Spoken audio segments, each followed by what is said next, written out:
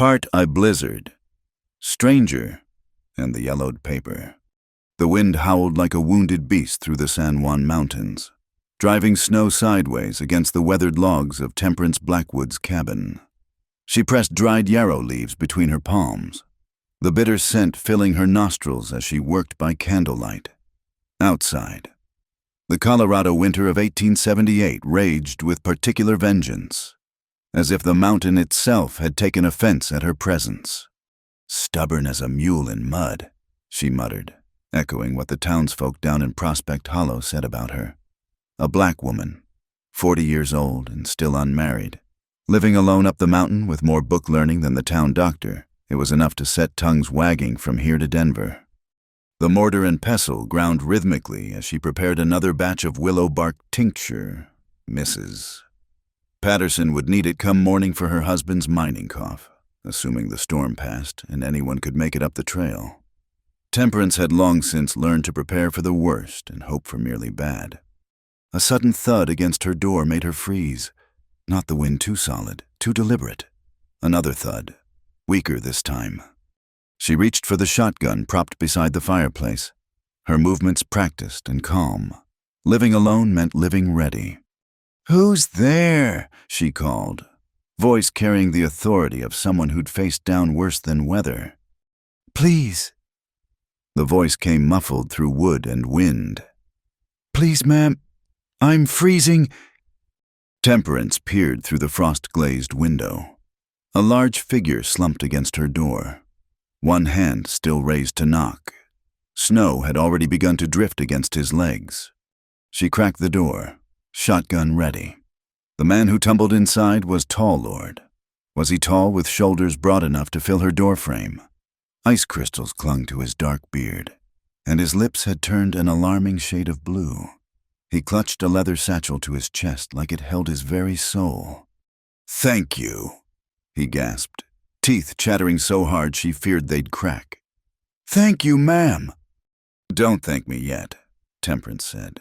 But she was already moving, muscle memory taking over. "Get those wet clothes off before you lose fingers to frostbite. There's a blanket on that chair." The stranger's hands shook too badly to work the buttons. Temperance set down her gun and helped, her healer's practicality overriding any foolish notions of propriety. His fingers were white at the tips, dangerous, but not yet lost.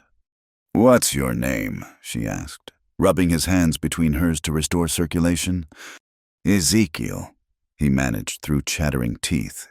"Ezekiel Stoltzfus." The name marked him as Pennsylvania Dutch, likely Amish or once was. What brought such a man to Colorado's mining country in the dead of winter?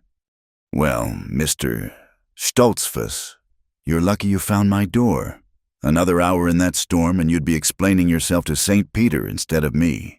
She wrapped him in 2 blankets and guided him to the chair nearest the fire. His satchel never left his grip. "I'm looking for Miss Temperance Blackwood," he said once the shivering subsided enough for clear speech. "The herb woman. They said in town she lived up this way." They said, right. She poured hot water from the kettle into a cup, added dried peppermint and a precious spoonful of honey. "Though I wonder what business brings a man up a mountain in a blizzard." Ezekiel accepted the tea gratefully, wrapping his large hands around the cup. In the firelight, she could see his face properly weathered but not old, maybe 35, with the kind of careful eyes that spoke of hard-learned lessons. "I carry a message," he said, "from Mr. Josiah Whitmore." Temperance's hands stilled. Old Josiah had owned the largest horse ranch in the valley until consumption took him last month. She'd tended him in his final days when his own family couldn't bear the sight of his suffering. Josiah's dead and buried. What message could he have? Ezekiel reached into his satchel with careful movements, producing an oilcloth packet. "His will, ma'am, the real one. He gave it to me 2 days before he passed. Made me swear to deliver it personal-like. Said the lawyers in town couldn't be trusted with it." Temperance took the packet, her dark fingers steady despite the sudden racing of her heart. The papers inside bore Josiah's shaky signature and the witness marks of 2 ranch hands she recognized. As she read, The wind seemed to quiet, as if the mountain itself held its breath. "This can't be right," she whispered. Every word legal and true. Ezekiel said. I watched him write it. Sound of mind. He was whatever his family might claim. According to the will, Josiah had left her the water rights to Angel Well, the sweetest, most reliable spring in the territory, along with 200 acres of prime valley land. The very land that controlled the only pass down to Prospect Hollow. But there was a condition. Within 6 months of his death, she read aloud, the beneficiary must establish a free school for the children of Prospect Hollow and surrounding areas, as well as a medical dispensary for those who cannot afford the town doctor's fees. Should these conditions not be met, all rights and lands shall revert to the Meridian Railroad Company. The Meridian Railroad Company? Of course. They'd been buying up land all through the valley, forcing out small farmers with promises of progress and threats of progress's price.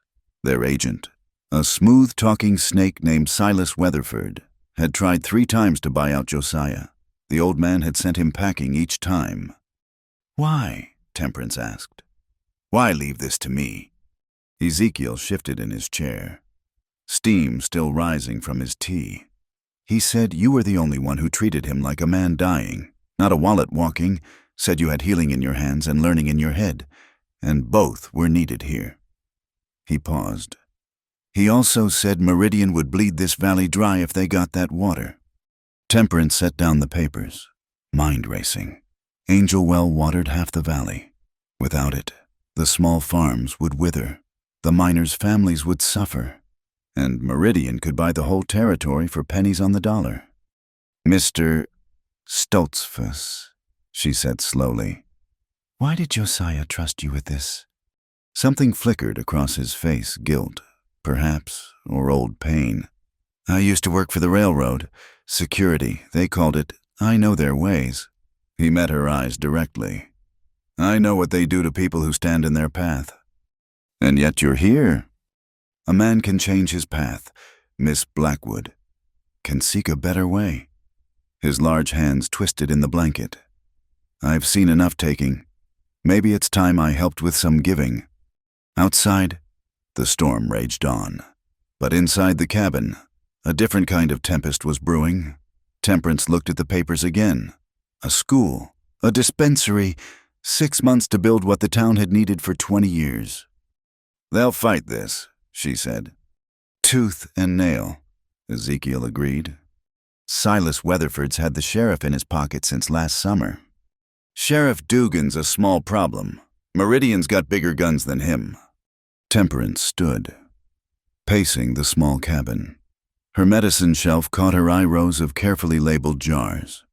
Tinctures and salves that had saved more lives than she could count, but this was bigger than any fever or broken bone. That land includes the old barn, she said, thinking aloud. Big enough for a schoolroom? And the Johnson cabin's been empty since they moved to California, could work for a dispensary. You're considering it then. She turned to face him, this stranger who'd appeared from the storm like something out of a fairy tale, bearing gifts that could change everything or destroy it all. Mr. Stoltzfus, do you know what it's like to be the only black woman in 50 miles, to have people cross the street rather than greet you, then come knocking at midnight when their children burn with fever? No, ma'am, I don't.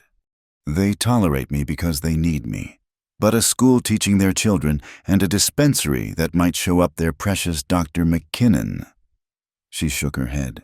They'll make it impossible. Or maybe, Ezekiel said quietly. They need those things more than they know. Maybe impossible is just another word for necessary. The wind gusted, sending snow hissing down the chimney. The fire flickered but didn't die. Temperance picked up the will again. In Josiah's shaky hand, below the formal language, he'd added a personal note. Trust the mountain girl who wasn't afraid to hold an old man's hand. The water belongs to someone who understands thirst. All right, she said.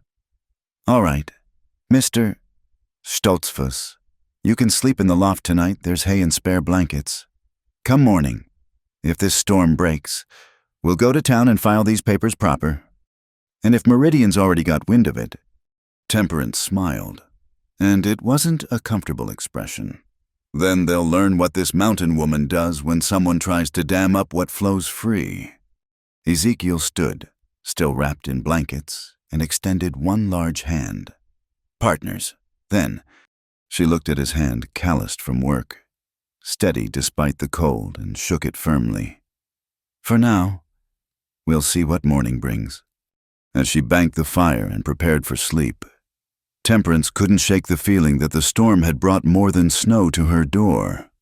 Change was coming to Prospect Hollow, whether the town was ready or not. And somewhere in the valley below, she knew, Silas Weatherford was planning too. The wind howled on, but inside the cabin, two unlikely allies settled in for the night, while ancient papers dried by the dying fire, holding promises that would either save the valley or see them both buried beneath its unforgiving soil. Part 2. The Waterway and Underground Currents. The storm broke 3 days later, leaving the world wrapped in pristine white that hurt to look at. Temperance stood at her window, watching Ezekiel split firewood with methodical precision. He'd proven useful these past days, fixing her roof where snow had found entry, organizing her wood pile, all while maintaining a respectful distance that spoke of good raising. "Like watching a grandfather clock," she muttered, noting his regular rhythm. Chop, split, stack. Chop, split, stack. The peace shattered with the jingle of harness bells. 3 riders approached through the snow, their horses laboring up the trail. Temperance recognized them before they dismounted Harold Finch the banker, Theodore Bramwell, who owned the general store, and Augustus Gus Hartley, who ran the largest boarding house in Prospect Hollow. "Gentlemen," she greeted from her doorway, not inviting them in. "To what do I owe the pleasure?" Harold dismounted first, his thin face attempting what he probably thought was a winning smile. "Miss Blackwood, we heard the most extraordinary news in town, about Josiah's will." "News travels fast when the snow's slow," Temperance observed. Theodore cleared his throat. "We've come to offer our congratulations and our assistance. Have you now—" "A woman alone, managing such valuable property."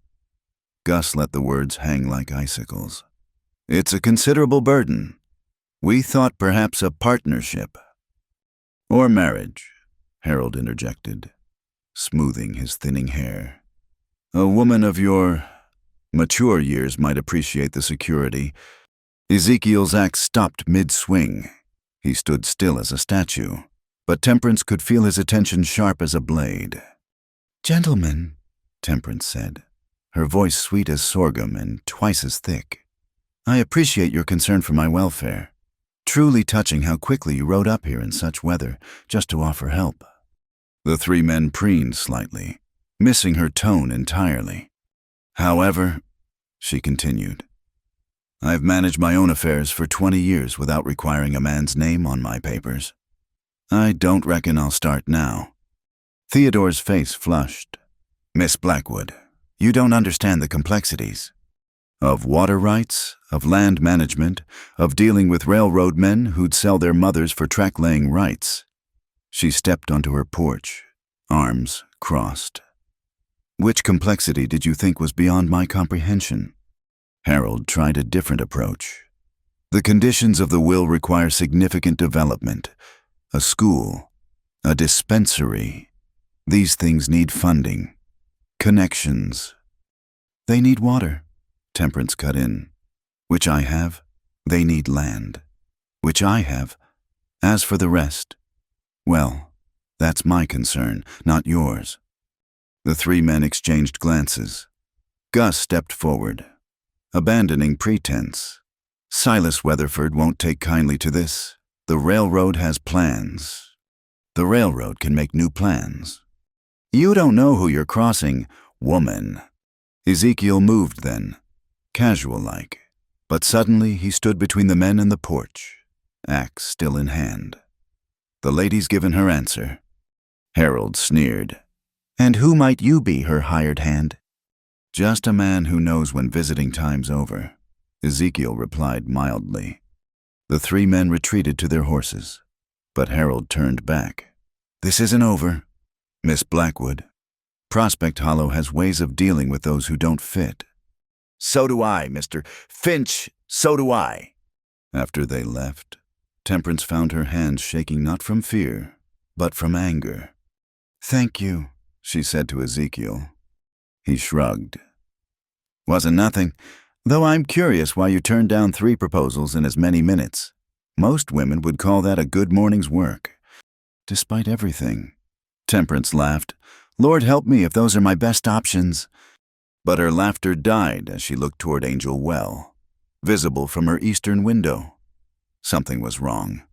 The stream that usually ran strong even in winter seemed diminished.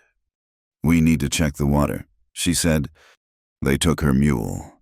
Stubborn Jack, with Ezekiel walking alongside through the knee-deep snow.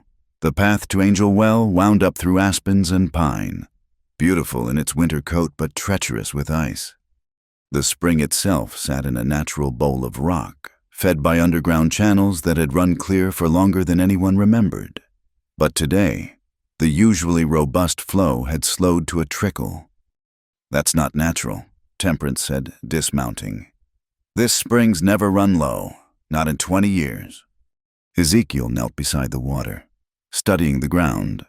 His time with the railroad showed. He read the land like others read books. Someone's been digging upstream. See these marks blasting powder? Recent, too. They followed the stream bed up, finding what Temperance had feared, a crude dam built across the narrow canyon above Angel Well. Fresh tool marks and boot prints told the story clear as newspaper print. They're choking off the water, she said. If the spring dies before I can establish the school and dispensary, the land reverts to Meridian, Ezekiel finished. Clever. Looks legal from a distance, just men working their own claim. Except this isn't their claim. Temperance pointed to a survey marker driven into a pine tree. That's a Meridian mark. I've seen enough of them. Ezekiel pried the marker free with his knife. The metal stake bore Meridian's stamp. Sure enough, but also something else, fresh file marks where someone had altered the survey numbers. They're moving boundaries, he said quietly, making it look like this section belongs to them. Can you prove it? With the right maps, maybe, but Sheriff Dugan is deeper in Silas's pocket than lint? Temperance finished. We'll need more than one marker. They spent the rest of the day documenting what they found. 7 altered markers, each moving Meridian's claimed boundary further onto what the original surveys showed as public land. Ezekiel sketched each location while Temperance collected the markers themselves. As the sun dropped low, painting the snow pink and gold, they started back, but at a bend in the trail, Ezekiel suddenly pushed Temperance behind a boulder. What? Shh, he pointed to fresh tracks crossing their path. We're not alone. 3 men emerged from the trees, rifles casual in their hands. Temperance recognized 2 as Meridian security, but the third was Sheriff Dugan himself. Well, Dugan said, tobacco juice staining the snow at his feet. Miss Blackwood and friend, trespassing on Meridian property. This isn't Meridian property, Sheriff, and you know it, Temperance said, standing despite Ezekiel's warning hand. Got papers that say different. Dugan patted his chest pocket. Filed just this morning. This whole section, including that spring, sits on Meridian land. You're stealing water, Miss Blackwood. Those papers are based on false markers. Careful now, Dugan warned. Accusing a lawful company of fraud. That's serious talk, the kind that gets people in trouble. One of the Meridian men stepped forward. We'll be taking those markers you collected. Evidence of theft. See. Ezekiel shifted slightly, and Temperance saw his hand move toward the knife at his belt. But 3 rifles against a knife wasn't odds she liked. Take them, she said, handing over the canvas sack. But this isn't over. Dugan grinned. showing yellowed teeth. "Oh, I think it is. You got 6 months to meet old Josiah's terms. Hard to run a school without water, harder still to run a dispensary. Why don't you make it easy on everyone and sell now, mister? Weatherford's prepared to make a generous offer." "How generous?" $500 for the lot, cash money. The land was worth 20 times that, and they all knew it. "I'll consider it," Temperance lied. "You do that. And Miss Blackwood, next time you're found on Meridian property, we won't be so conversational." After they left, Ezekiel spat in the snow. "Snakes, the lot of them." "Snakes serve a purpose," Temperance corrected. "These men are more like leeches." They made it back to her cabin as darkness fell. Over a dinner of beans and cornbread, they planned. "We'd need those original survey maps," Ezekiel said. "The territorial office in Denver would have copies." "That's a week's ride in good weather. We don't have time." "What about the surveyor himself? Oliver Hutchins did most of the original work around here." Temperance brightened. "Oliver's still alive, living with his daughter in Silver Creek. That's only a day's ride." "If Meridian's watching the roads, then we don't take the roads."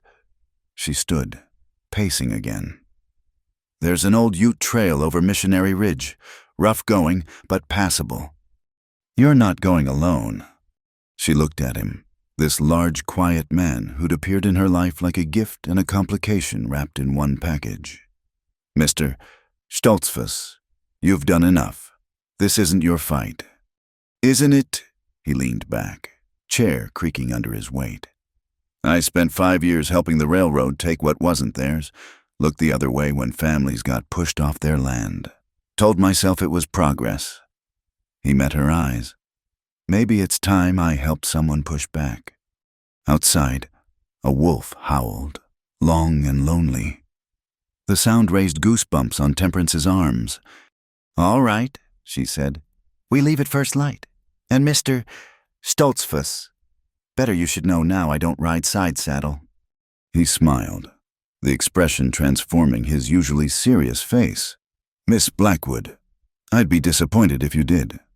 That night, Temperance lay awake planning. The school, the dispensary, the water, it all seemed impossible. But impossible, as Ezekiel had said, was just another word for necessary. And somewhere in the darkness, she knew Silas Weatherford was planning too. The game was set, the pieces moving, but Temperance had something Silas didn't count on. The mountain itself was on her side, and it had sent her an unlikely ally who understood both the railroad's tricks and the price of redemption. The wolf howled again, closer now, and Temperance smiled in the darkness. Let them come. The mountain woman was ready to fight. Part 3. The Schoolhouse in the Horse Barn. The old Whitmore barn stood like a cathedral of weathered wood against the morning sky. Temperance walked its length, bootfalls echoing in the empty space, while dust motes danced in the light streaming through gaps in the boards. "It'll do," she said, more to herself than to Ezekiel, who was testing the strength of the support beams. "It'll have to do." Word had spread through Prospect Hollow like wildfire in dry grass. The Black Herb woman was opening a school, free lessons for any child who'd come. The reactions had been mixed. "You sure about this?" Ezekiel asked, hefting a hammer. "That was the 3rd rock through your window this week." "Glass can be replaced," Temperance replied, sweeping debris from what would become the teaching area. "Ignorance can't." A small voice piped up from the doorway. "Miss Temperance." She turned to find a boy, maybe 10 years old, rail-thin and wide-eyed. His clothes were patched but clean, his feet wrapped in rags against the cold. "I'm Jonah," he said. "Jonah Mills. My ma said. She said you might could use help." Temperance studied him. The Mills family worked the poorest claim in the valley. His father had died in a cave-in last spring. Can you read? Jonah." "Some ma taught me before," he trailed off. "Can you work hard?" "Harder than anybody." Then you're hired. 50 cents a week and all the learning you can swallow. The boy's face lit up like Christmas morning. Yes, ma'am. What should I do first? She handed him a broom. Make this floor clean enough to eat off. We open next Monday. As Jonah attacked the floor with enthusiasm, more figures appeared in the doorway. The Patterson family. Samuel still wheezing from his miner's cough. His wife Margaret holding their daughter Lucy's hand. Heard you was looking for students, Samuel said, hat in his hands. I am. What's it cost? Not a penny, that's the point. Margaret stepped forward. Why? Why would you do this for nothing? Temperance set down her own broom. Because I remember what it's like to hunger for learning and have empty hands. Because this valley's children deserve better than growing up thinking the mine or marriage is their only choice. The pastor says schooling makes children uppity, Margaret said quietly. Says it gives them ideas above their station. Good, Temperance replied. I hope it gives them ideas that reach the stars. By noon, 17 children had been enrolled, their names carefully written in Temperance's ledger. Not many, but enough to start. She'd need supplies, slates, chalk, primers. But Oliver Hutchins had surprised her. The old surveyor, grateful for her father's kindness years ago, had not only provided the original survey maps proving Meridian's fraud, but also his late wife's collection of school books. She was a teacher back east, he'd said, pressing the crate into her hands. Always dreamed of opening a school out here. Seems fitting they finally get used. That evening, as Temperance and Ezekiel worked to patch the worst gaps in the barn walls, she set up her dispensary in the tack room, shelves for medicines, an examination table cobbled from old planks, clean cloth for bandages. You're doing too much, Ezekiel warned, watching her label bottles by lamplight. School by day, doctoring by night. The door burst open. Miss Temperance, come quick! Jonah stood panting in the doorway. There's been an explosion at the Holloway mine. They're bringing the hurt men here. Already, Temperance could hear the rumble of wagons.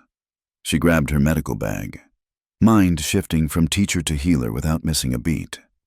Clear the main floor, she ordered. Ezekiel, get every lantern lit. Jonah, run to my cabin and bring the chest marked emergency supplies. Go. The first wagon arrived as she finished laying out clean sheets on makeshift beds.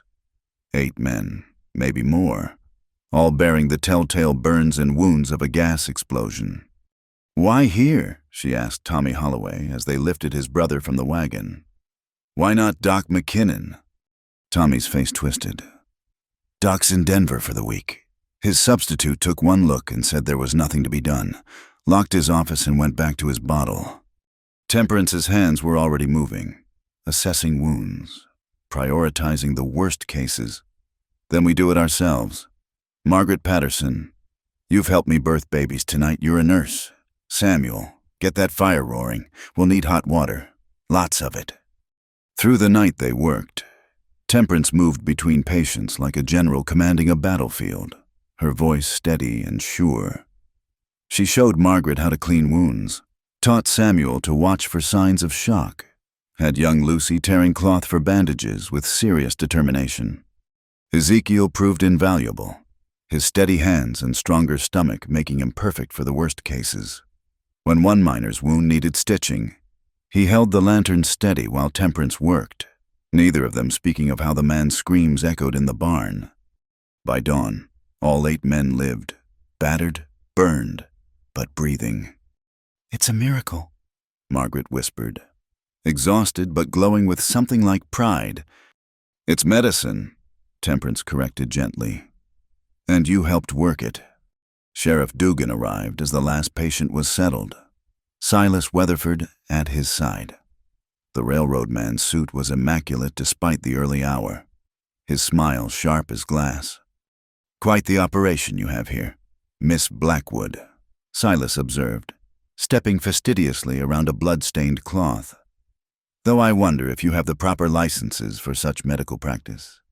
I'm helping injured men. Mr.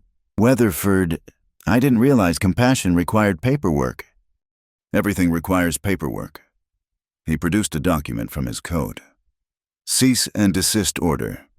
This building isn't approved for medical use or educational purposes. You're creating a public hazard. Temperance took the paper, scanning it quickly. This is dated 3 days ago, before I even announced the school. Silas's smile widened. I like to be prepared. You have 48 hours to clear out, or Sheriff Dugan here will have to enforce the order. You can't do this. Samuel Patterson stepped forward, fists clenched. She saved these men's lives, and I applaud her efforts. Silas said smoothly, perhaps she should consider selling her land to someone better equipped to manage such civic improvements. The railroad, for instance, has plans for a proper hospital, once we secure the water rights, of course. The room erupted, miners and their families shouting, Dugan's hand moving to his pistol. Silas standing calm in the center of the storm he'd created. Enough, Temperance's voice cut through the chaos. Mr. Weatherford, you've delivered your message. Now get out of my schoolhouse. Your barn, he corrected, and not for much longer. After they left, the crowd dispersed slowly. Families collected their wounded, but not before many pressed coins or goods into Temperance's hands, a dozen eggs, a small sack of flour, a carefully hoarded silver dollar. We need this place, Margaret Patterson said fiercely. We need you. That afternoon, as Temperance cleaned instruments and rolled bandages, Cordelia Hatcher swept in like a storm crow. The pastor's wife clutched her Bible like a weapon, her pinched face radiating disapproval. I've held my tongue long enough, she announced. This den of impropriety must close. 8 men are alive because this den was open, Temperance replied, not looking up from her work. You had men and women working side by side at night, unmarried persons in close proximity, blood and anatomy exposed. We were saving lives. You were promoting immorality. Cordelia's voice rose to a screech. I won't have my congregation corrupted by your modern ideas and race mixing. There it was, the real objection, naked as a newborn. Ezekiel, who'd been silently repairing a window frame, set down his hammer. Ma'am, I was raised strict Amish. I know scripture well as any, and I recall something about love thy neighbor as thyself. Didn't see no exceptions listed for color or convenience. Cordelia's face went purple. How dare you quote scripture at me? You failed Amish. Rather be failed at faith than successful at hate, he replied mildly. She stormed out, but not before delivering a parting shot. This isn't over. The righteous will prevail. That night, as Temperance and Ezekiel shared a simple meal in the barn they'd taken to eating there to guard the supplies, she found herself studying his profile in the lamplight. Why did you really leave the Amish? She asked. He was quiet for so long she thought he wouldn't answer. Then my younger brother died. Fever took him. The elders said it was God's will, that seeking English doctors showed lack of faith. He stared at his hands. I couldn't reconcile a God who'd prefer dead children to modern medicine. So you went the other direction working for the railroad. Seemed like the future. Progress. Moving forward instead of living in the past. His smile was bitter. Took me 5 years to realize I just traded one kind of blindness for another. They sat in comfortable silence, the barn creaking around them as it settled for the night. We could leave, he said suddenly.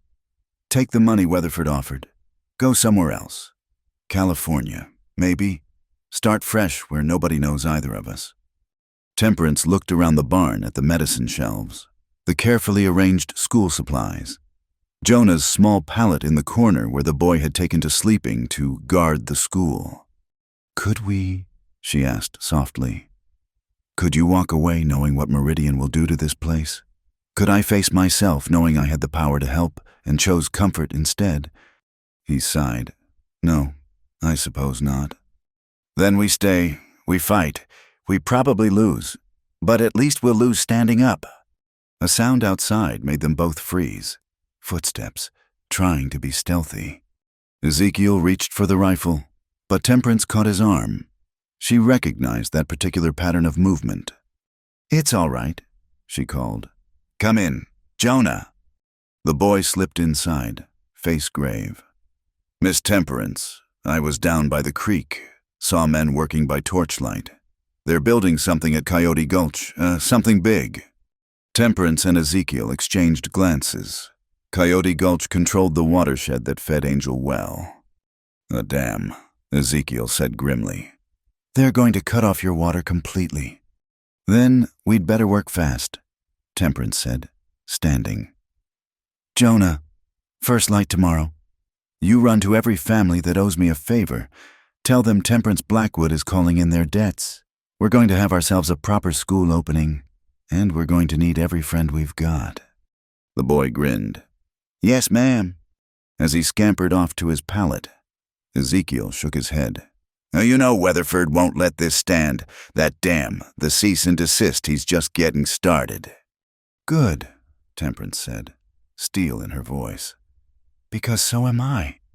Outside, a train whistle echoed through the valley, the sound of progress, or the cry of something wild being caged, in the barn that smelled of hay and hope and healing.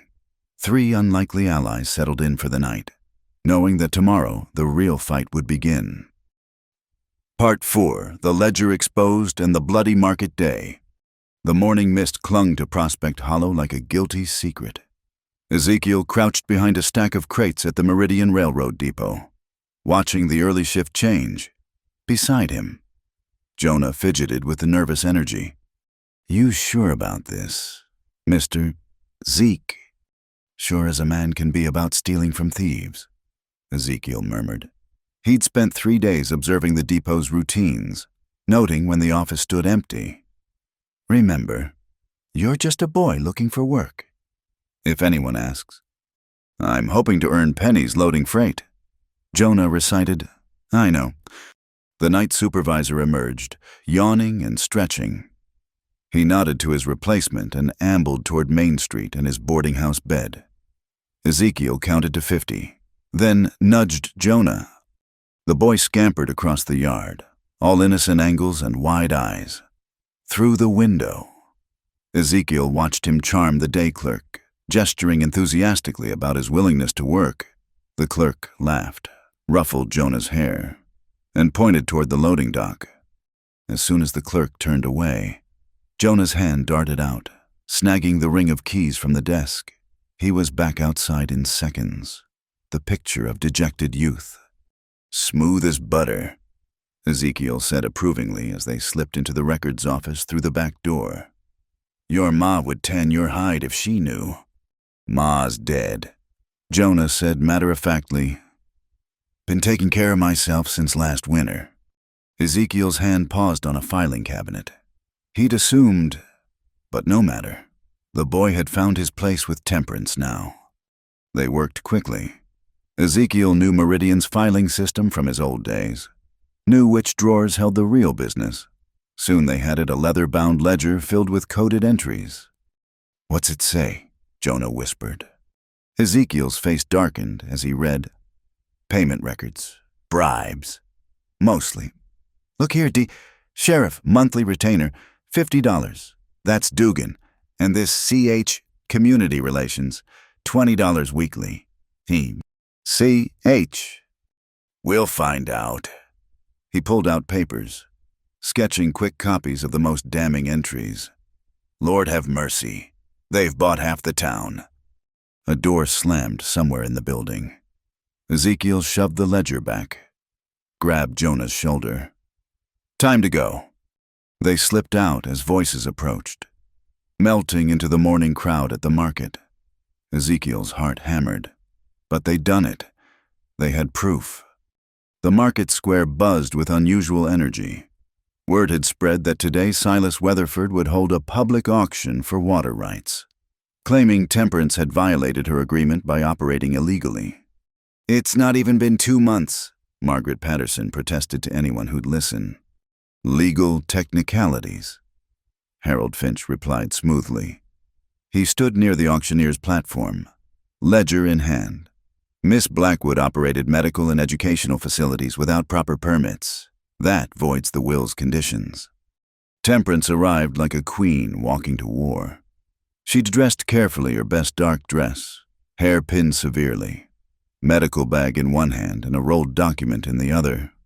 Ezekiel fell into step beside her, slipping her the copied ledger pages. "You're sure about this?"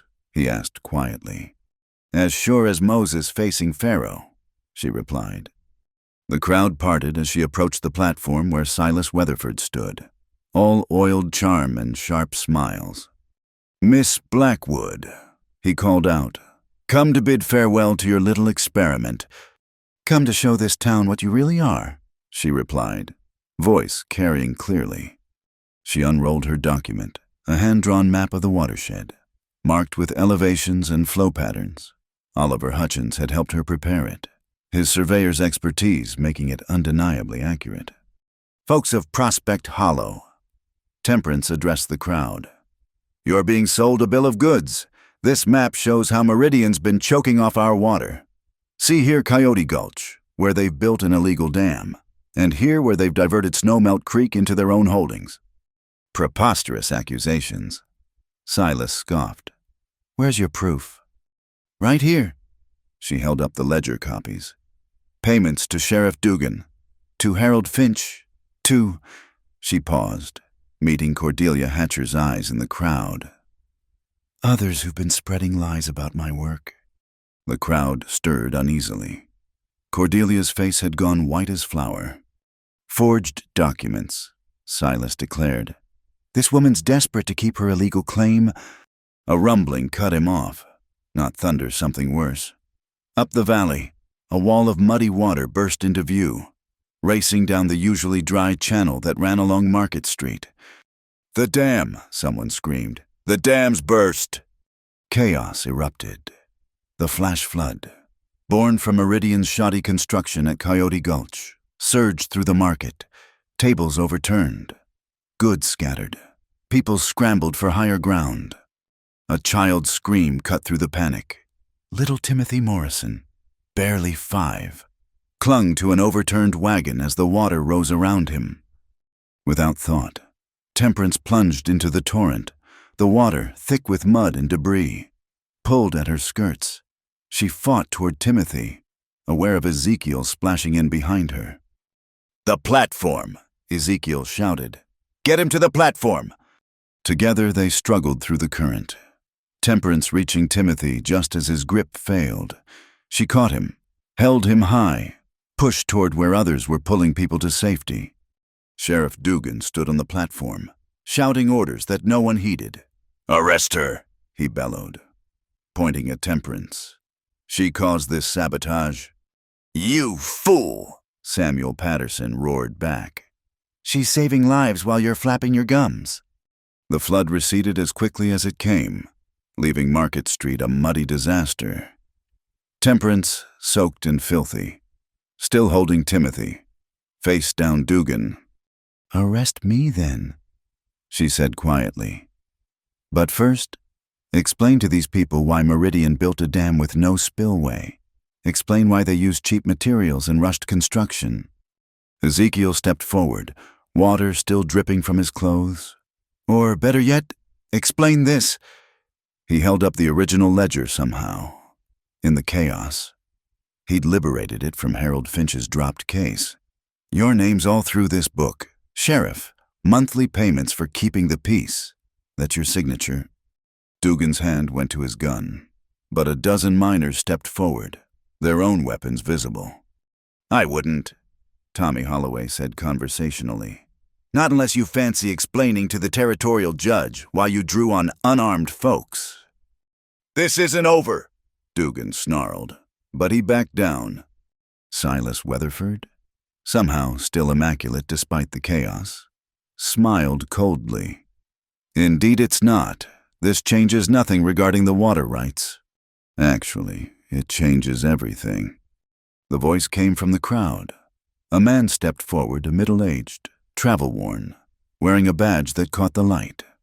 "You as Marshal Josiah Kincaid," he announced. "Been investigating reports of fraud and intimidation in this region. This flood just made my job easier." He looked at the ledger in Ezekiel's hands. "That evidence?" "Yes, sir," Ezekiel replied, handing it over. "Mr. Weatherford, Sheriff Dugan, I'll need you both to come with me.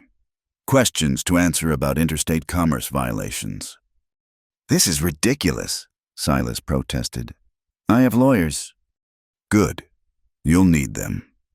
Marshal Kincaid's voice was flat as hammered iron. "Ma'am," he said to Temperance, "I'll need your testimony, but first, might want to see to your people." As the marshal led the protesting men away, Temperance looked around at the mud-covered crowd. Her people. When had they become that? "The dispensary's open," she called out. "Anyone hurt? Come there. Jonah, run to my cabin and bring all the clean cloth you can find. Margaret, I'll need your help again." "What about the market?" someone asked. "Everything's ruined." Temperance squared her shoulders. "Then we rebuild, we clean up, we help each other. That's what communities do." Cordelia Hatcher pushed through the crowd, tears streaming down her face. "I'm sorry," she sobbed. "I took their money. For the church, I told myself, but I'm sorry." Temperance studied her for a long moment. "Can you bandage wounds?" What? "Can you bandage wounds? We have injured people and not enough hands." Yes, I can." "Then stop crying and start helping. Redemption's not found in tears, it's found in action."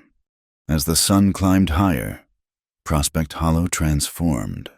The same people who'd whispered about Temperance now worked beside her. The flood had washed away more than mud. It had exposed the rot beneath Meridian's promises and revealed something stronger: community. "You did it," Ezekiel said quietly as they worked side by side, treating cuts and bruises. "Did what?" "Changed things. Look at them working together. Color and class be damned." Temperance followed his gaze. He was right. Miners and merchants, wives and widows, even prim Cordelia Hatcher, all muddy and exhausted and somehow unified. "It's not over," she warned.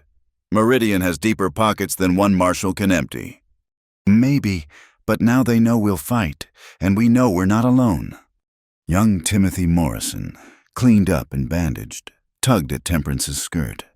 "Miss Temperance Ma says to tell you thank you, and can I still come to school on Monday?" Despite everything, the exhaustion, the danger still lurking, the mud in places mud should never be. Temperance smiled. "School's not going anywhere. Timothy, we'll be here Monday and every day after." As twilight fell over the valley, the barn-turned school stood solid against the darkening sky. Inside, by lamplight, Temperance updated her medical records while Ezekiel repaired flood damage. The ledger was gone to evidence, but its revelations remained. Half the town's leadership had been bought, but the other half, the working half, the struggling half, had found its voice. "What now?" Ezekiel asked. Temperance looked up from her work. "Now we prepare for whatever Weatherford throws at us next. He won't give up easily. Neither will we." Outside, the sound of hammering echoed through the valley as Prospect Hollow rebuilt.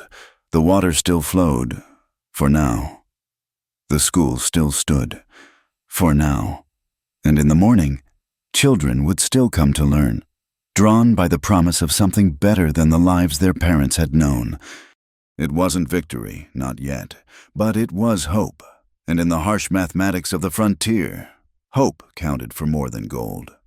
Part for the trial under the sky. The morning sun cast long shadows across the meadow outside Prospect Hollow. What couldn't fit in the cramped courthouse, which was most of the town, had spilled into God's own courtroom. Planks laid across barrels made benches, and a raised platform constructed from mining timbers served as the judge's bench. Unprecedented. Judge Francis Moorcraft muttered, adjusting his traveling robes. The circuit judge from Denver had arrived to find the official courthouse mysteriously locked. Sheriff Dugan having hidden the keys before Marshal Kincaid hauled him to the territorial jail. "The people deserve to see justice done," Temperance said firmly. She stood before the makeshift bench, document case in hand. Sunlight's the best disinfectant for corruption. Silas Weatherford sat at the defendant's table, his city lawyers flanking him like well-dressed vultures. Despite everything, his smile remained sharp enough to cut glass. He'd made bail within hours of arrest. Meridian's pockets ran deep. "This is hardly a proper legal venue," one lawyer protested. Neither was bribing half the town leadership. Judge Moorcraft replied dryly, "We'll make do, Marshal Kincaid. Present your evidence." What followed was a careful dissection of Meridian's schemes. The ledger spoke its damning truth payments to officials, plans to strangle the water supply, forged survey markers. Ezekiel testified about his past work for the railroad, his inside knowledge lending weight to each accusation. "You're taking the word of a failed Amish and a colored spinster," Weatherford's lawyer sneered. "I'm taking the word of evidence," Judge Moorcraft corrected. "Unless you're suggesting this ledger wrote itself." The crowd stirred as witness after witness came forward. Oliver Hutchins presented the original surveys, proving the boundary fraud. Tommy Holloway described the unsafe mining practices Meridian endorsed. Even Harold Finch, given immunity for his testimony, admitted to receiving payments. But it was Cordelia Hatcher who provided the day's most dramatic moment. "I took their money," she said, voice clear despite her tears. $20 a week to spread discord, to preach against Miss Blackwood's school. They said God favored progress, that the railroad was his instrument." "And now?" Judge Moorcraft asked gently. Cordelia looked at Temperance. "Now I know the devil can quote scripture for his purpose. I saw who worked to save lives when the flood came, and who stood counting their coins." The afternoon brought unexpected drama. Weatherford's lawyers had produced their own witnesses, hired men who swore Temperance had sabotaged the dam, that she practiced heathen medicine, that her school taught dangerous ideas. "What dangerous ideas?" Judge Moorcraft inquired. "That anyone can learn to read," one man said earnestly. "That women should know numbers beyond household accounts, that colored folk and white folk can sit in the same classroom." A ripple went through the crowd. These were indeed radical notions to some. Temperance stood. "Your Honor, I'd like to present my own witnesses."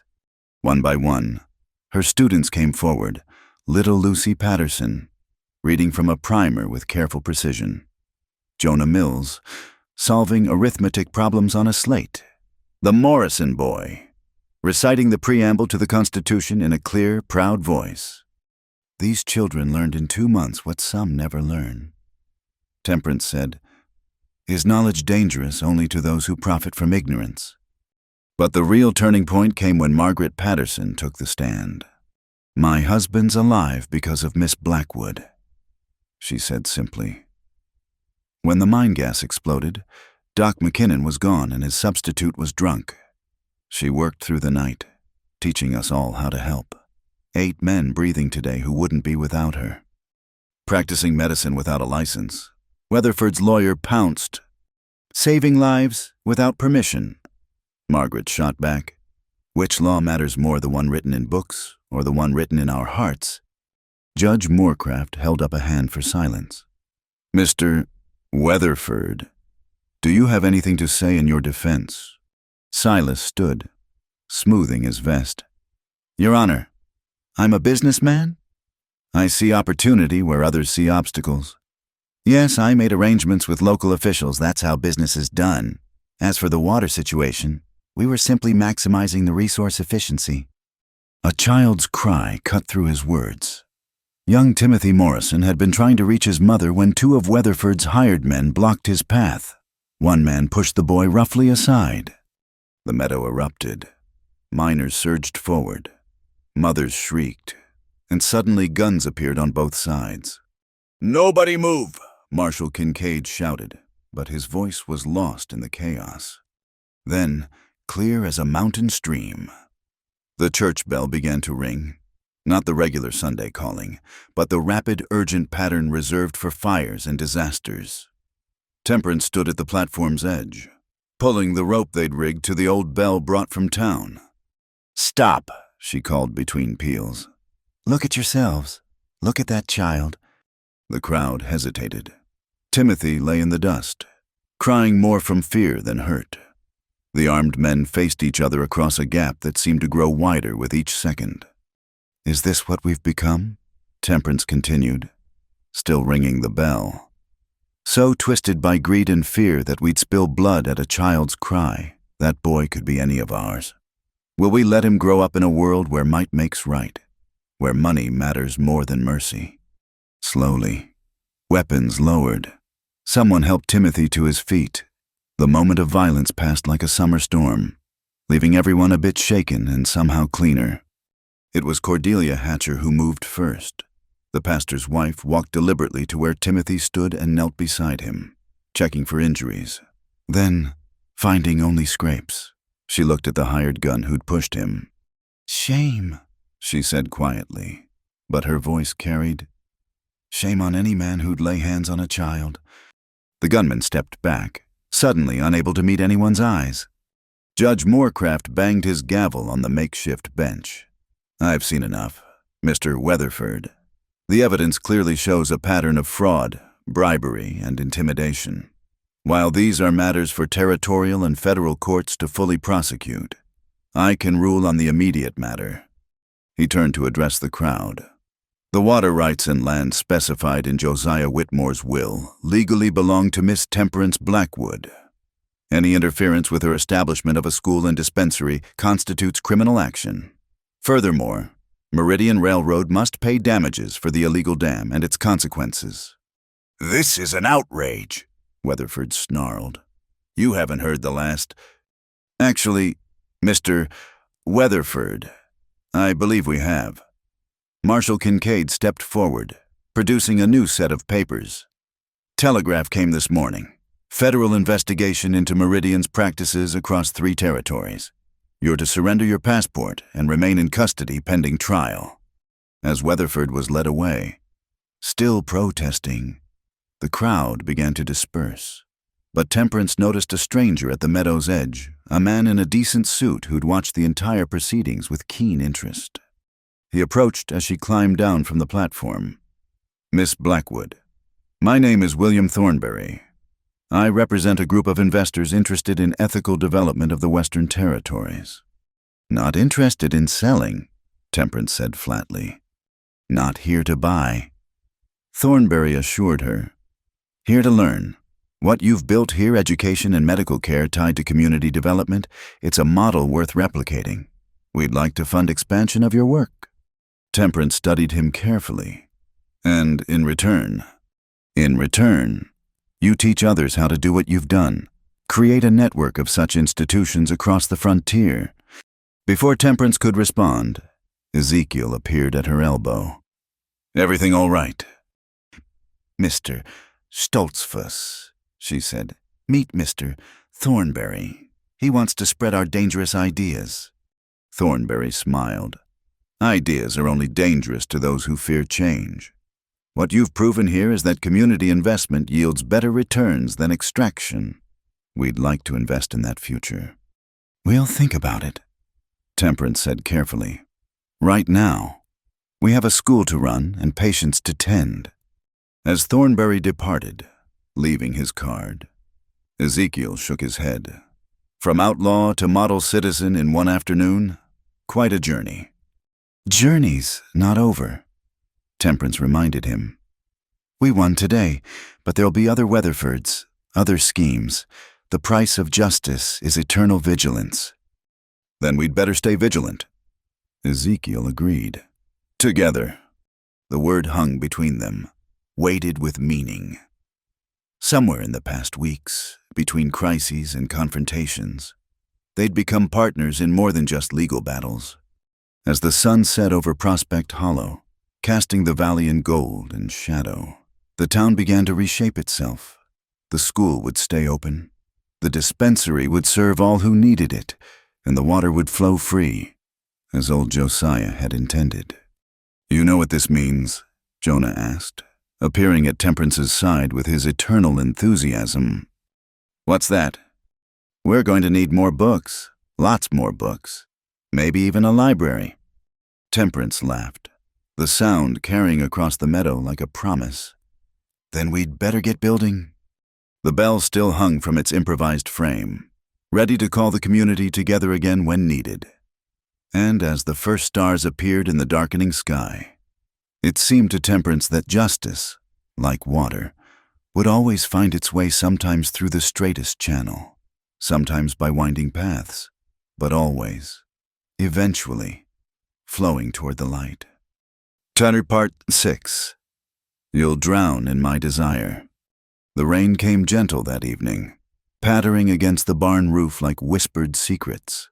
Inside, the makeshift hospital ward had finally emptied.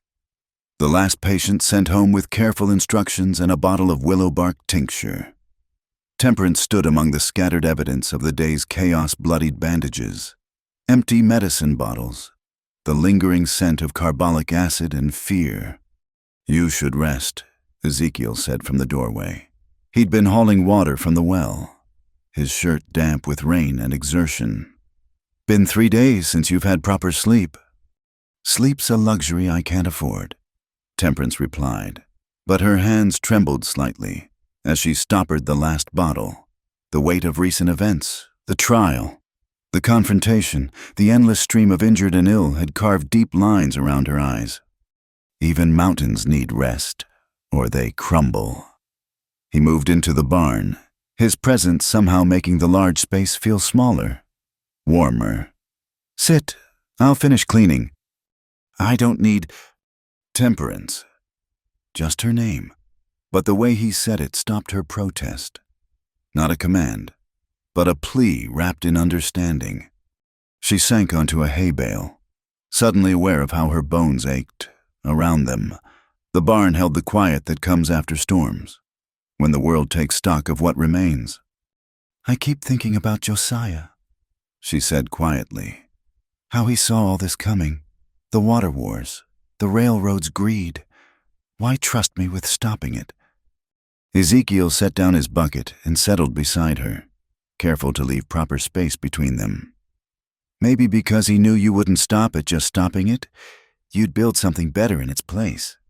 I'm 40 years old. Ezekiel never had a husband, never had children. Spent my life learning from books and herbs while other women learned from family and hearts. What do I know about building communities? More than you think." His voice was soft in the lamplight. "I've watched you these weeks. You don't just heal bodies, you heal rifts. You don't just teach letters, you teach possibility." She turned to look at him, this large, quiet man who'd walked into her life bearing dangerous gifts. "And what about you? What are you building?" "Trying to rebuild myself, I suppose. Find out if a man can wash railroad dirt from his soul." He stared at his hands. 5 years I helped them take what wasn't theirs. Told myself it was progress. But progress that crushes people under its wheels isn't progress at all. "So you're seeking redemption?" "Seeking something. Purpose. Maybe penance. Or just—" He paused, seeming to wrestle with words. "A place where the good I do might outweigh the harm I've done." The rain intensified, drumming against the roof. The lamp flame flickered, casting dancing shadows on the walls. Temperance became acutely aware of his nearness, the heat radiating from his body in the cool evening air. "I've been alone so long," she whispered, surprising herself with the admission. "Built walls higher than these mountains. Told myself it was strength, but maybe it was just fear." "Fear of what?" "Of needing someone, of being needed for more than my skills." She laughed, but it was brittle as autumn leaves. Easier to be the herb woman on the mountain than to be just a woman.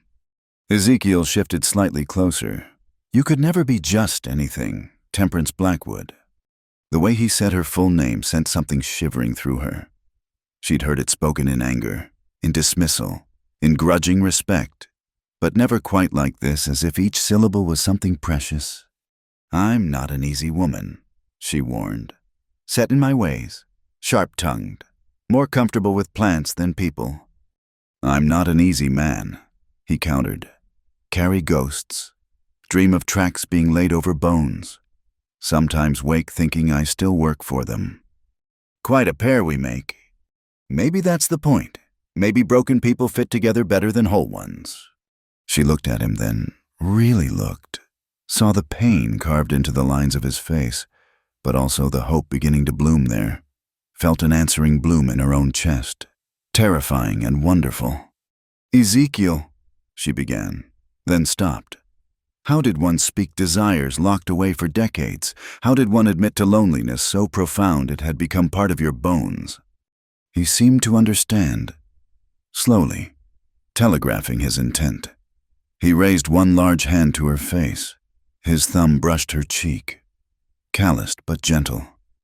"All these weeks," he murmured, "watching you fight for this town, for these people, watching you stand against men who'd crush you without thought, and all I could think was how I wanted to stand beside you, not in front, not behind, beside. I want to feel you deeper," she whispered, the words escaping before thought could cage them. It wasn't just physical desire she spoke of, though that was there too, surprising in its intensity.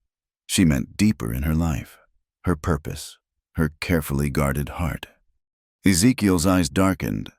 He leaned closer, his forehead touching hers. "Darlin'," he said, voice rough as mountain stone, "you'll drown in my desire."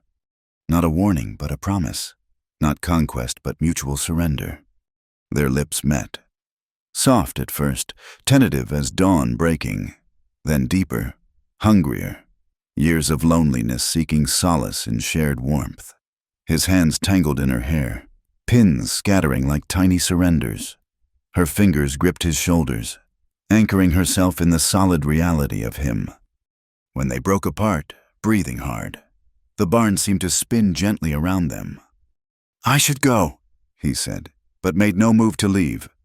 "Should you?" she challenged, finding courage in the desire written plain on his face. "Temperance."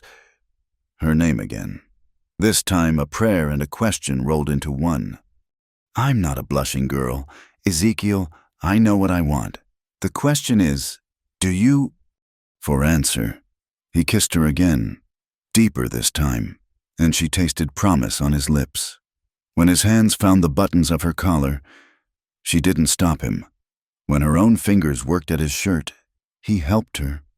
What followed was gentle as rain, fierce as prairie fire. In the soft hay, surrounded by the scent of healing herbs and honest work, they found each other.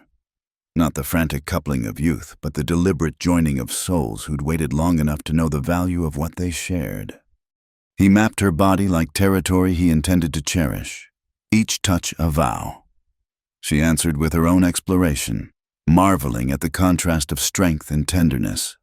When they joined, it was with sighs that spoke of homecoming after long exile. After they lay entwined in the hay, a rough blanket pulled over their cooling skin. The rain had gentled to a whisper, and somewhere in the distance, a nightbird sang. "What happens now?" Temperance asked, practical even in the aftermath of passion. "Now we face tomorrow together," Ezekiel replied, pressing a kiss to her forehead. "If you'll have me, as partner in the school, as partner in everything, the school, the dispensary, the fight that's surely coming, all of it." She was quiet so long he wondered if she'd fallen asleep. Then, "I'm not good at needing people." "Neither am I. Maybe we can be bad at it together." She laughed, the sound rich and real. "Is this what redemption feels like?" "Don't know about redemption, but it feels like hope." They talked through the night, voices soft in the darkness, made plans, practical ones about expanding the school, dreamful ones about the future they might build. Shared stories of their pasts, the paths that had led them to this unlikely moment. When dawn painted the eastern mountains pink and gold, They rose and dressed, suddenly shy as new lovers despite being far past the usual age for such things. People will talk, Temperance warned as she repinned her hair. Let them. We've faced down worse than gossip. Cordelia Hatcher will have apoplexy. Good. Maybe she'll be too busy recovering to cause trouble. Temperance turned serious. This changes things. Ezekiel, if we stand together publicly, as more than partners in the school, then we show this town that love doesn't follow their narrow rules, he finished. That a former Amish man and a black herb woman can build something good together. It won't be easy. Nothing worth doing ever is. She moved into his arms one more time before facing the day. No regrets. Only that it took a blizzard and a corrupt railroad to bring us together. Outside, Prospect Hollow was waking. Smoke rose from chimneys. Roosters crowed their morning challenges. And somewhere, a child laughed. The town they'd fought for, the community they were building, waited for another day of small miracles and ordinary struggles. Ready? Ezekiel asked, hand on the barn door. Temperance straightened her spine, lifted her chin. Ready! They walked out together into the morning light, no longer alone in their purpose. Whatever came next, and Silas Weatherford's arrest, was far from the end of Meridian's threat. They would face it as one. The barn stood behind them, witness to transformation. What had begun as a shelter from storms had become something more, a place of healing, learning, and now love. The very walls seemed to hum with new purpose, as if understanding that the strongest foundations were built not just on land and water rights, but on the choice of two souls to stand together against whatever winds might blow. And in the dispensary window, young Jonah watched them walk hand in hand toward the main cabin, a knowing grin spreading across his face. About time, he thought, and went to set up the schoolroom for the day's lessons, whistling a tune that sounded suspiciously like a wedding march. Part 7. The Drought and the Final Lash. The summer of 1879 came early and stayed late, baking the Colorado mountains until the very stones seemed to thirst. By July, streams that had run since memory began were reduced to muddy trickles. Angel Well still flowed, but weakly, and Temperance knew why. They've built another dam, Ezekiel reported, dust covered from his reconnaissance. Bigger than before, professional work this time. They stood at the edge of their property, looking up at the massive earthwork that blocked Coyote Gulch. Even from a distance, they could see the Meridian Railroad logo on the equipment. But Weatherford's in custody, Margaret Patterson said. She'd become Temperance's right hand at the school, her natural teaching gift blooming with opportunity. Weatherford was just one head of the Hydra, Temperance replied. Cut it off. 2 more grow back. The new threat had a name, Bartholomew Crane, sent from Meridian's Chicago offices to resolve the Prospect Hollow situation. Unlike Weatherford's brash intimidation, Crane worked with surgical precision, every move legal, every document filed properly. He's smarter, Ezekiel said grimly, and that makes him more dangerous. The effects were already showing. Without adequate water, the school garden withered. The dispensary's herb plots struggled. Worse, the town's other wells were failing, making Angel Well the last reliable source exactly as Crane intended. If we can't maintain the school and dispensary, Jonas said, understanding the trap. The land reverts to Meridian. They win without firing a shot. Then we don't let them win, Temperance declared. We need to dismantle that dam. It's on Meridian property now, Ezekiel warned. Legal-like. They bought out the Hendricks claim last month. Illegal doesn't mean right. They planned carefully, not destruction that would bring the law down on them. Instead, they'd open the dam's release valves, allowing controlled flow that would restore the water table without catastrophic flooding.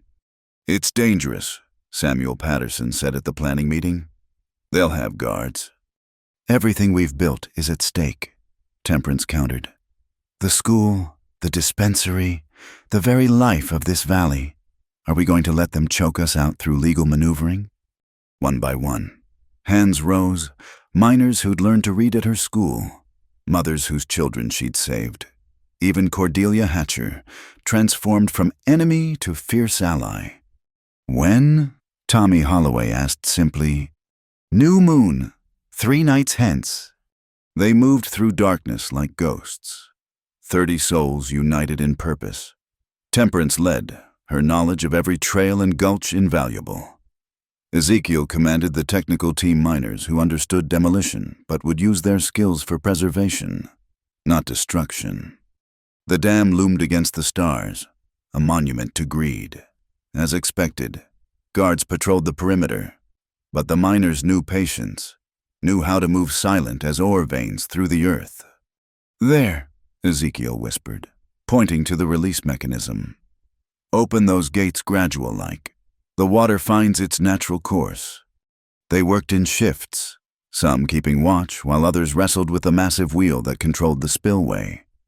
It groaned, rust frozen from disuse. Oil, someone whispered. Brought lamp oil. Slowly, incrementally, the wheel began to turn. Temperance felt the first trickle of released water like a prayer answered. Then more, a steady flow that would, over hours, restore the watershed's balance. Stop right there. Lights blazed. Crane himself stood on the dam's crest, backed by a dozen armed men.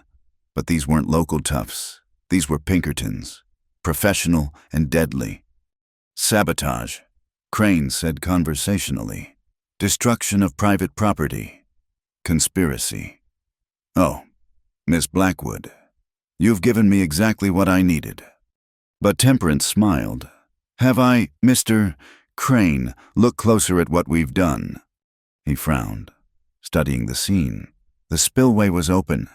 Yes, but controlled. No damage to the dam structure and the water flow.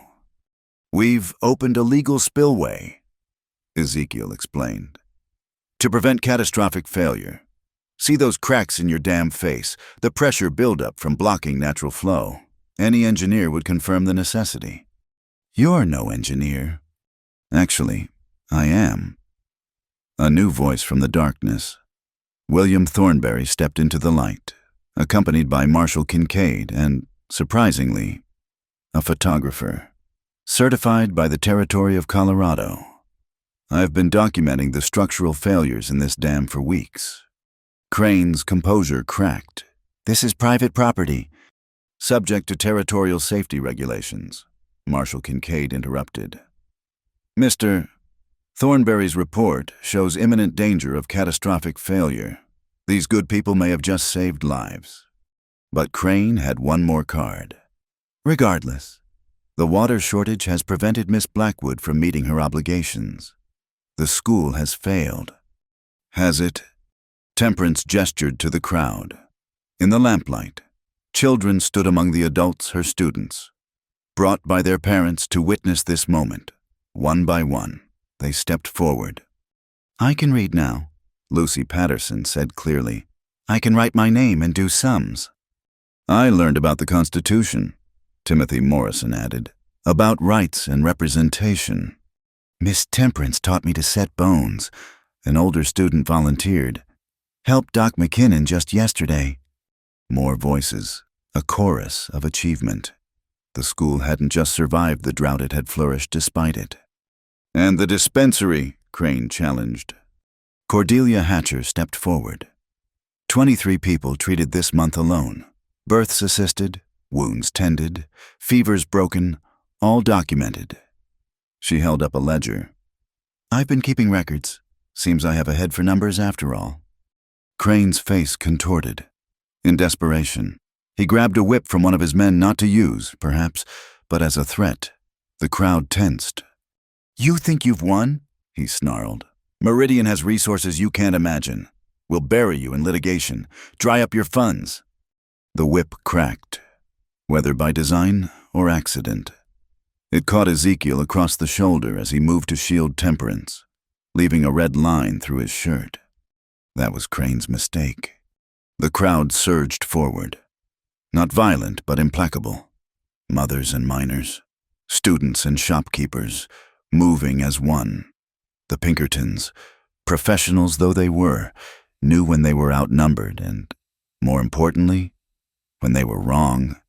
"Stand down," their captain ordered quietly. "This isn't what we were hired for." Marshal Kincaid stepped between Crane and the crowd. "Mr. Crane, you're under arrest for assault and reckless endangerment.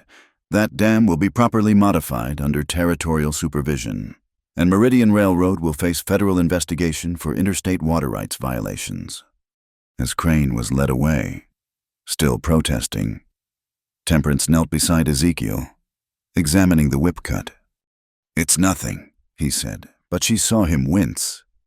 "Everything's something when it's suffered for others," she replied, her touch gentle on his wound. Dawn was breaking as they descended from the dam. The water flowed free, not in destructive flood, but in life-giving streams. Within days, Angel Well would run strong again. "We did it," Jonah breathed, scarcely believing. "We did something," Temperance corrected. "Showed that a community united can't be broken by legal tricks or corporate greed." William Thornberry approached, his photographer still documenting everything. "This will make headlines from here to Washington. The investment group I mentioned, they're very interested in replicating this model communities built on education, healthcare, and mutual support rather than extraction and exploitation." "And Meridian?" Ezekiel asked. "We'll find easier targets elsewhere. The federal investigation, combined with public pressure, they're already negotiating a withdrawal from the territory." As they reached the valley floor, Temperance looked back at the dam. Now merely an inconvenience rather than a threat. The whip mark on Ezekiel's shoulder would scar, but like all scars, it would tell a story of standing ground, of protecting what mattered, of love that faced down power and won. "What now?" Margaret Patterson asked. "Now we build," Temperance said simply. "A real schoolhouse, a proper clinic, maybe even that library Jonah keeps pestering about." "And us?" Ezekiel asked quietly. "For her ears alone?" She took his hand, no longer caring who saw. "We build too, a life, a future, together." The sun climbed higher, burning off the morning mist. Below them, Prospect Hollow stirred to life, a town transformed, a community forged in struggle and tempered by hope. The water flowed, the school bell would ring, and somewhere in Chicago, railroad executives were learning that some things couldn't be bought, bullied, or stolen. Some things like water, like knowledge, like love insisted on flowing free. The drought was ending. The last lash had been struck, and in the healing light of dawn, the future spread before them like an unwritten page, waiting for the careful hand of those brave enough to inscribe it with justice. Part 8. Angel Well and the Vow Beneath the Sun. The autumn of 1879 painted the San Juan Mountains in gold and scarlet. From the newly constructed schoolhouse, proper timber frame with real glass windows, children's voices carried on the crisp air, reciting multiplication tables with the enthusiasm of those discovering they could shape the world with numbers. Temperance stood in the doorway of the adjacent clinic, watching Margaret Patterson lead the class through their lessons. The building smelled of fresh pine and possibility. Funded by the compensation Meridian had been forced to pay and the investments from Thornberry's group. "Admiring your handiwork?" Ezekiel asked, approaching with a ledger under his arm. He'd taken to managing the practical affairs of both institutions, his engineering mind perfect for logistics. "Our handiwork," she corrected, then noticed his expression. "What's wrong?" "Nothing wrong. Letter came from the territorial capital."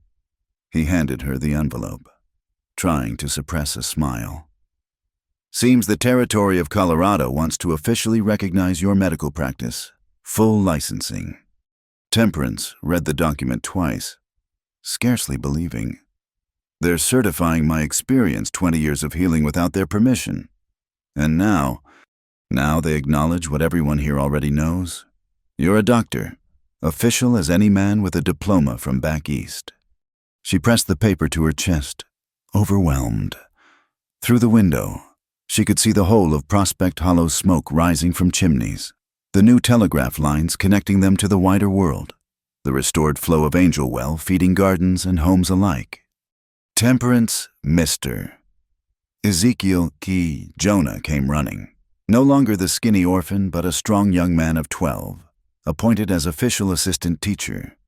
Marshal Kincaid's here, says he's got news from the federal investigation. They gathered in the schoolhouse, most of the town cramming inside to hear. Kincaid stood at the front, a thick folder in his hands. Ladies and gentlemen, the federal investigation into Meridian Railroad is complete. They've been found guilty of systematic fraud across 4 territories. The company's been broken up, assets redistributed to affected communities. A cheer went up, but he raised his hand for silence. Furthermore, compensation payments will be made to all communities affected by their water schemes. Prospect Hollow's share. He paused for effect.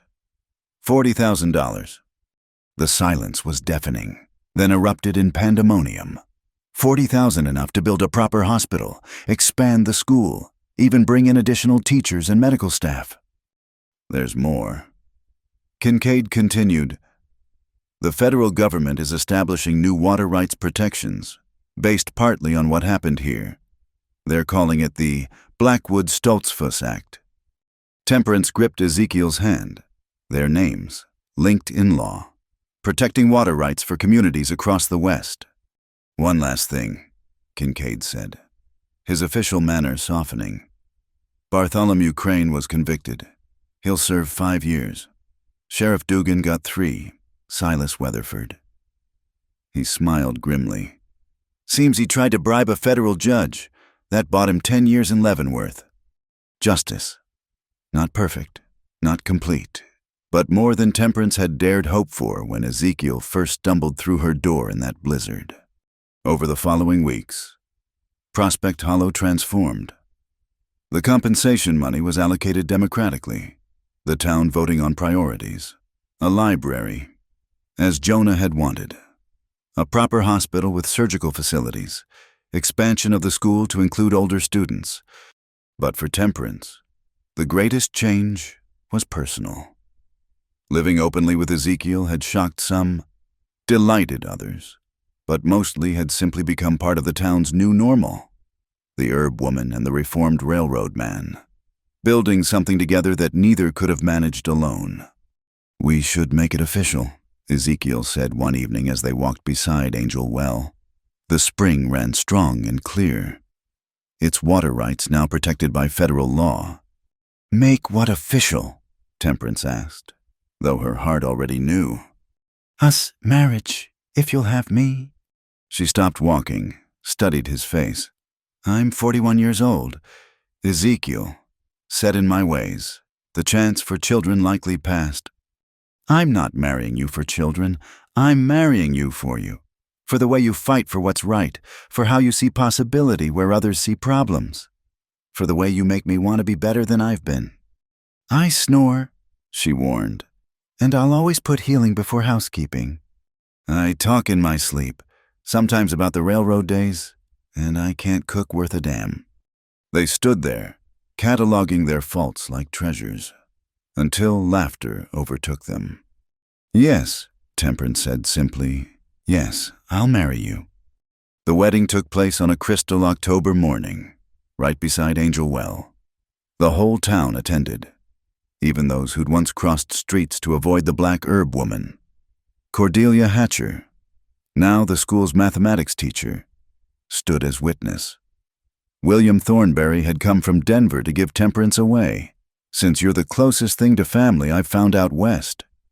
He'd said, Judge Moorcraft, the circuit judge who'd presided over the trial, performed the ceremony. But it wasn't the legal words that mattered most. It was the vows they'd written themselves. I promise, Ezekiel said, his voice carrying across the gathered crowd, to stand beside you, not before or behind, to honor your calling as I hope you'll honor mine, to build with you a life based on justice, compassion, and the radical belief that people matter more than profit. "I promise," Temperance replied, "to trust you with my heart as I've trusted you with my life, to see in you always the man who chose redemption over comfort, community over coin, to make with you a home where all who thirst for water, for knowledge, for hope will find welcome." As they kissed, sealing their union, the church bells rang the same bells that had called for peace during the trial. But now they rang in celebration, their sound carrying across the valley like a benediction. The reception filled the schoolyard. Tables groaned under the weight of communal generosity, venison roasts, corn pudding, wild berry pies. The children performed a play about the water wars, with young Timothy Morrison playing a heroic version of Ezekiel that made the real man blush. "Look at this," Margaret Patterson said, gesturing at the scene. "A year ago, half these people wouldn't speak to each other. Now we're family." "That's what shared struggle does," Temperance replied. "Shows us what really matters." As the sun set, painting Angel Wells' waters gold, the newlyweds stood before their greatest achievement, not the buildings or the legal victories, but the sight of their community, whole and thriving. "Any regrets?" Ezekiel asked. Temperance placed a hand on her belly, a secret smile playing at her lips. The herbs had told her what her body had been whispering: improbable. At her age, but not impossible. "None. But I do have a surprise. Remember what I said about being too old for children?" His eyes widened as understanding dawned. "Truly. Spring, if I'm counting right. Seems Angel Well isn't the only thing flowing with new life." He lifted her off her feet, spinning her in a circle as the crowd cheered, not knowing the cause but celebrating anyway. Later, as the stars emerged and the celebration wound down, they unveiled the new sign at the property entrance: Prospect Hollow School and Clinic, free to all who seek to learn and heal. Smaller letters below read, "Founded through the vision of Josiah Whitmore and the courage of a community that refused to let greed poison its wells." "Think it'll last?" someone asked. "Nothing lasts forever," Temperance said pragmatically. "But we've built something worth defending. We've proven that ordinary people, standing together, can face down extraordinary greed. We've shown that water and knowledge belong to all, not just those who can pay." The train whistle sounded in the distance. The railroad still ran. But now it brought teachers and medical supplies, students and hope, rather than threats and exploitation. Progress tempered by justice. As the crowd dispersed, Jonah lingered. "Miss Temperance, Mrs. Stoltzfus, what happens now?" She smiled at the boy who'd become like a son to them. "Now we do the hard work. We teach, we heal, we build. We make sure this valley's children grow up knowing they matter. We prove that what we've done here can be done elsewhere. And if someone else comes, trying to take what we've built, then we'll face them the way we faced Weatherford and Crane, together." The next morning, a letter arrived from a community in Wyoming. They'd heard about Prospect Hollow's transformation, wanted advice on establishing their own school and clinic. By week's end, 3 more such letters had come. "Seems our dangerous ideas are spreading," Ezekiel observed. "Good," Temperance replied, hand resting on her still flat belly where their improbable child grew. "Let them spread like water finding its way to thirsty ground." Standing in the doorway of the school, watching another day of lessons begin, Temperance marveled at the journey. From a lonely cabin on a mountainside to this, a community transformed, a love unexpected, a future bright with possibility. Angel Well flowed on, its waters no longer threatened but protected, nourishing not just the valley but the dream that resources could serve communities rather than exploit them. In its constant murmur, some heard merely water over stone, but Temperance heard something more, the sound of justice flowing at last, unstoppable as spring itself. The herb woman of the mountain had become something more: teacher, healer, wife, soon to be mother. But at heart, She remained what she'd always been, a woman who understood that the truest medicine was hope, and the greatest education was learning that together, people could change the world. In the schoolyard, children of all colors played together, their laughter rising like prayers toward the Colorado sky. The future they were building might face challenges, but it would never again face them alone. The water was free, the school was open, and in Prospect Hollow, at least, love had conquered fear. Thank you so much for listening to this story. I'd love to hear where you're enjoying these tales, whether you're driving through the night, working late, or just relaxing at home. Please share your thoughts in the comments below and let me know what you think of Temperance and Ezekiel's journey. If you enjoyed this story, please subscribe to Wild West Night for more tales of love, justice, and redemption in the American frontier. Don't forget to like this video and hit that hype button to help more people discover these stories. Until next time, partners, keep riding toward the sunset, and remember, sometimes the greatest treasures aren't gold or silver, but the communities we build and the love we share along the way.